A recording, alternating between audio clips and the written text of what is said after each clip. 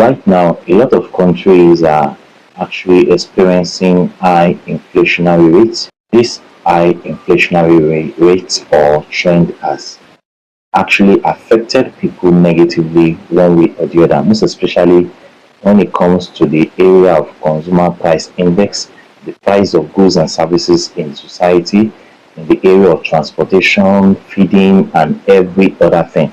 So people are complaining seriously that the economy is actually affecting them negatively. So inflationary rate stands at 15.515% in December 2025, which actually shows that inflation is cooling down at the moment due to improvement in food security and also policy adjustment. So we can say that in 2025, inflation categorically was at 15.15%, which is actually a good one. But on the other hand too, when you compare the level of inflation in Nigeria with some other countries, most especially advanced countries, you see that there's a big margin between the developing countries and the developed countries. So something drastic needed to be done in this area. Now, in order not to be affected negatively as a result of this high inflationary trend, there is a need for us to put into place articulate actions, things that can actually help us at the end of the day so that we will not feel the impact of this inflation negatively in our families or individual life.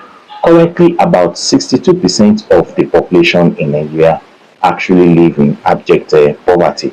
When we are talking about abject poverty, we are talking about people that actually earn below $1 per day, or people that are not able to afford 3 square meals in a day, or people that do not have a decent living condition. People like this, they fall under what I call abject poverty. There is no good job, and life is very hard for them. But on the other end too, that does not mean that that is the end of everything, and that is why this video is very, very imperative, because it will actually teach you how you can invest your money, how you can save in this economic uncertainty. That is, when you earn the money, you don't need to spend all the money. Some part of this money should be systemized, that is, certain amount should be spent, certain amount should be saved, and certain amount of money should be invested.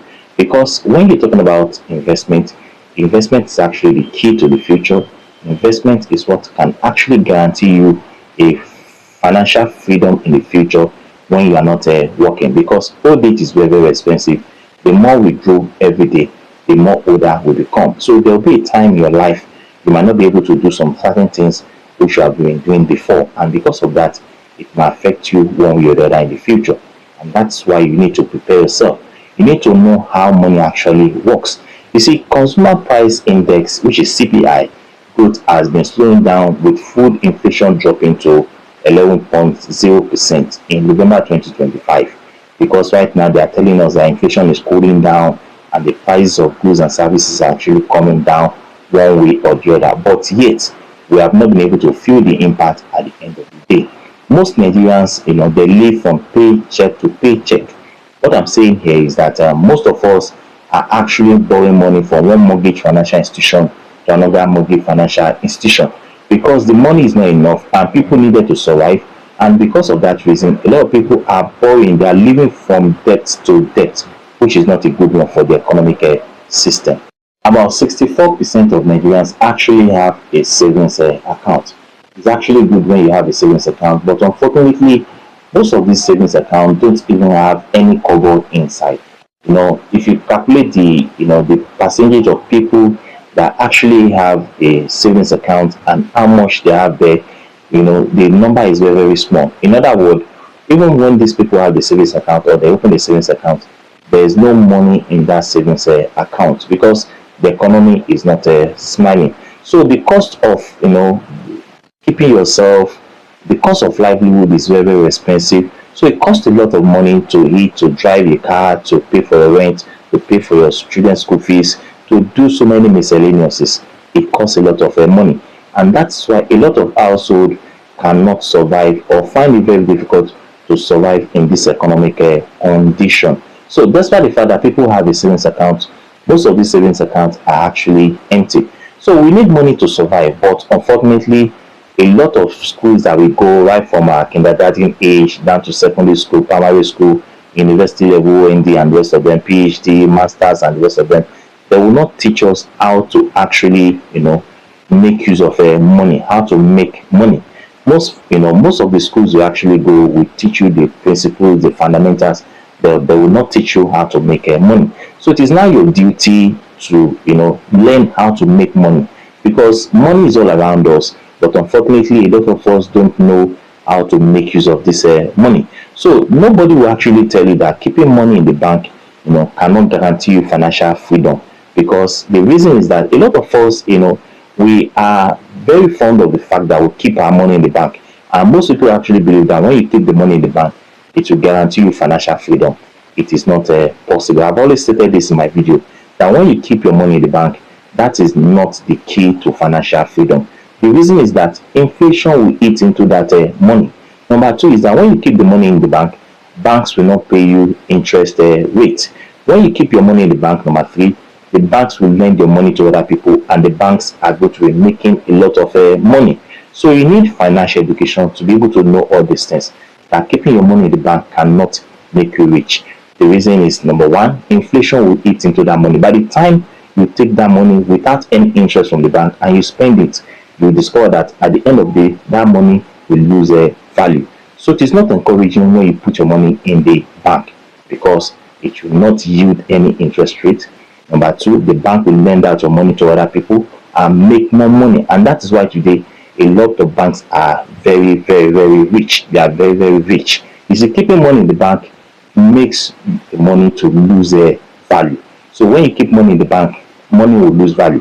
You see, money is actually a tool, and as a tool, it must be put into operation. Money does not like to be idle. Money does not like to be in a place without doing anything. You need to understand that money as a tool is an instrument for creation of more money. It is not something that you have to put in one place and you expect that money to work for you. It doesn't work like that. So you need to put your money into somewhere where that money is going to yield more money for you at the end of the day. But when you put that money in the bank, it will not yield anything. The money is going to create a dust in the bank, and the bank is going to lend that money to other people and make more money at your own expense. So you need financial education. If you want to be financially independent, if you want to have financial freedom, if you want to be rich, if you want to be wealthy, because there is a big distinction between being rich and being wealthy, which I'm still going to talk about in my subsequent class. So if you want to be very wealthy, if you want to have financial freedom, there are some certain things that you need to do. Number one is that never invest your money when you are guaranteed to lose that money. A lot of us have actually invested money into places that at the end of the day we end up biting our fingers, we end up regretting. We have MMM at that time, we have Seabreast and the rest of them.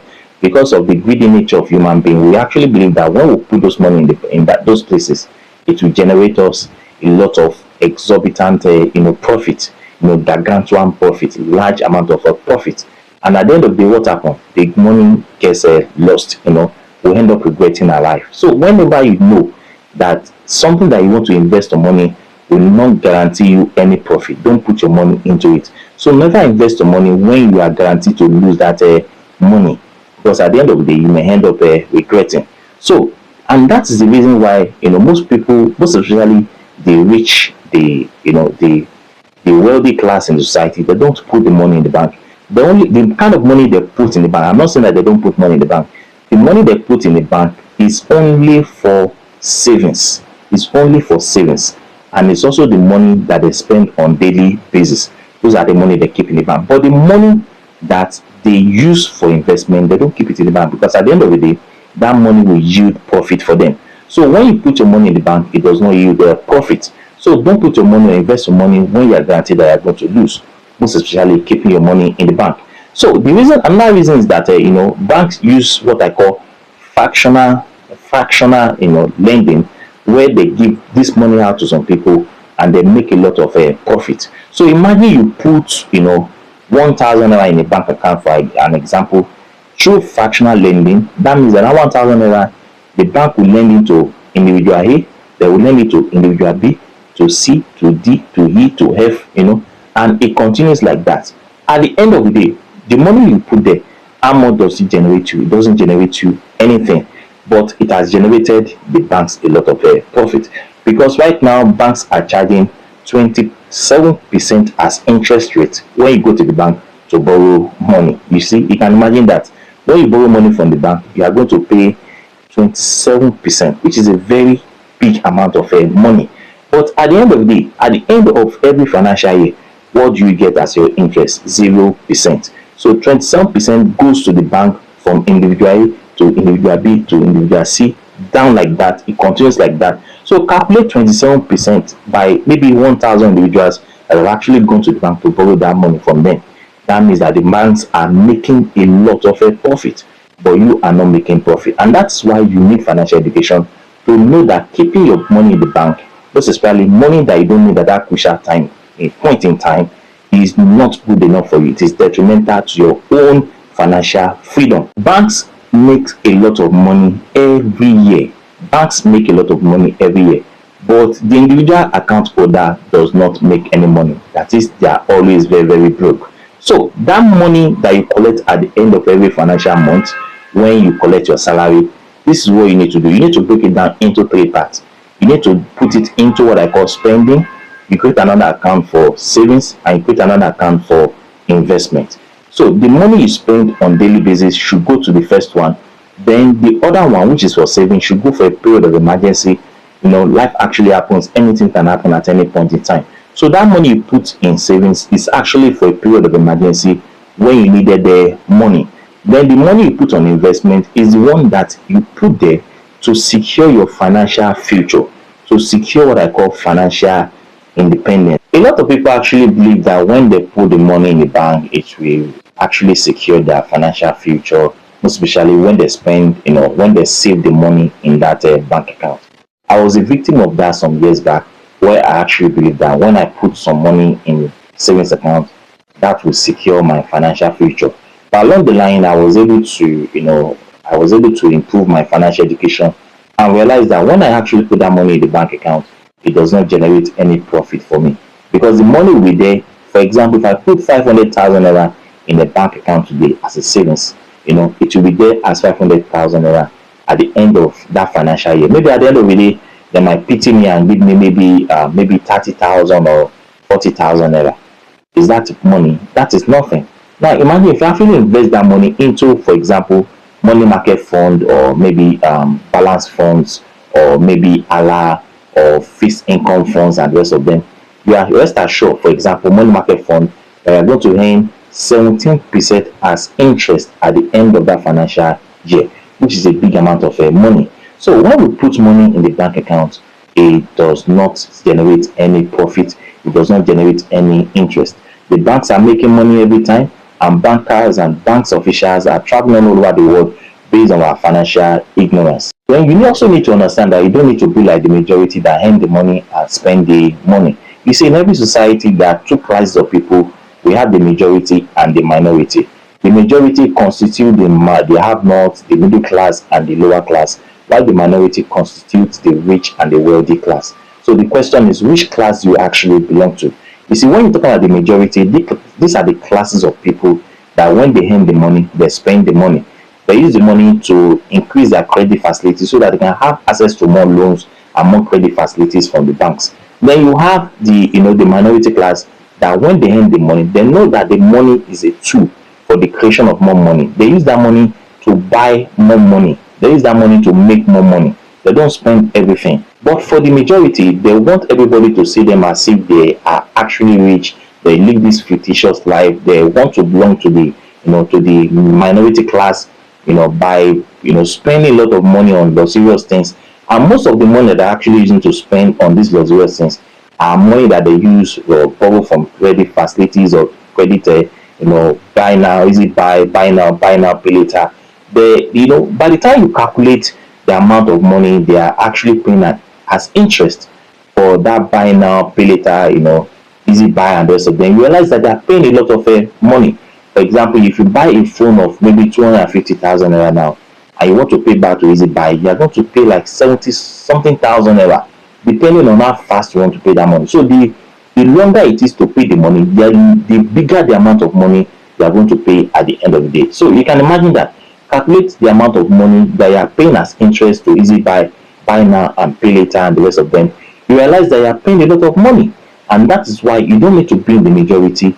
Where you earn the money, you spend the money. Where you earn the money and use that money to facilitate your credit facilities, or you want to use that money to give an impression to people that you are actually rich, when on the other hand you are not rich. This is the kind of situation or kind of economy or kind of political system or kind of environment we find ourselves today, where people are always seeking for validation. They always want people to see them as being rich. They always want people to see them as being wealthy, but they are not wealthy.